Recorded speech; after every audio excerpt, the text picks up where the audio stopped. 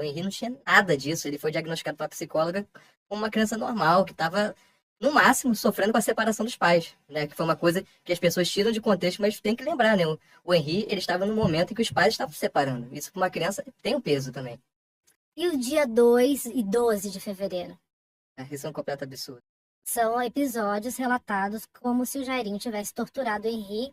Em uma delas, acho que dia 12, ele chegou aí para o hospital também, fazer exame, certo? Isso é um grande absurdo. Não, ele foi, na verdade, para o hospital no dia seguinte, porque ele havia dito à mãe que tinha caído da cama e estava com um incômodo no joelho. Acredito que sim. Não sei se ele, nem sei se ele disse que estava incômodo no joelho, mas tinha dito que caiu na cama. E a Monique, por bem, né, achou melhor levá-lo ao hospital para ver se não tinha nada. Tanto é que o exame não deu absolutamente nada. O exame normal, não foi constatado nada no hospital, enfim. Esses... E mesmo assim é trazido pelo promotor, pela acusação, mas... em geral, isso como se fosse um fato. Na verdade, tudo vira um fato quando está nas palavras de uma figura oficial, né? Eles não precisam necessariamente demonstrar.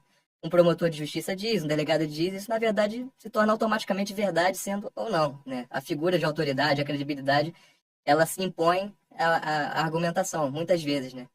Esses episódios, eu não gosto nem de chamar de episódio porque aquilo ali pra mim é nada, não aconteceu nada. A gente sabe que, primeiro, né, tortura. O que é tortura, né? Eu queria saber qual foi o critério para se chegar a isso, uma tortura, porque a gente sabe que tortura é algo das coisas mais pesadas, né, que se pode fazer com uma pessoa, e a gente sabe das sequelas que isso deixa, né? Estão banalizando a tortura. Estão banalizando a palavra tortura. Ao definir essas situações como tortura, as pessoas estão banalizando uma coisa que é muito séria e sem a mínima comprovação. Como é que você pode falar que alguém foi torturado, sendo que no exame diz que era o próprio perito diz, né, que era uma criança saudável, bem cuidada, o Henry era multivigiado, nunca foi notado nem sequer um arranhão no Henry, nunca sequer uma reclamação, nunca sequer uma observação, mesmo que de ordem psicológica, né, pela psicóloga, pela família, de que o Henry não estava rendendo na escola, de que o Henry não queria mais brincar. E são coisas comuns, né, quando uma criança está numa rotina de maus tratos, né? Não é um vizinho perceber alguma coisa, às vezes um terceiro na escola, né, um professor de uma educação física, um professor de uma natação. Isso é o contexto de uma criança, de ser identificado numa criança, qualquer coisa que ela venha sofrendo.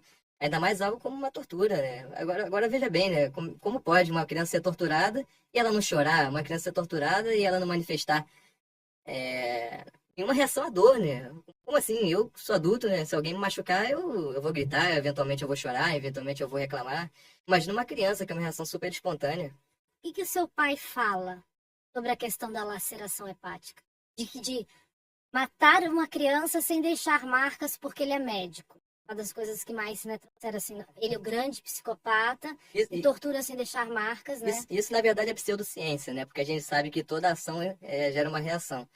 Então, torturar, bater sem deixar marcas, absurdo, né? Até porque eles precisam se decidir, né? Porque... Matar, né? Não, mas matar, né? Mas, na verdade, eles precisam se decidir, né? Porque meu pai bater ou meu pai bate sem deixar marcas, ou meu pai deixa algumas lesões de criança, né? Porque, veja bem, olha como isso é estranho. Meu pai batia sem deixar marcas. Isso foi falado, foi muito falado. Ele sabe, porque é médico, enfim, uma loucura, porque até acredito que na grade da faculdade de medicina isso não seja ensinado, né?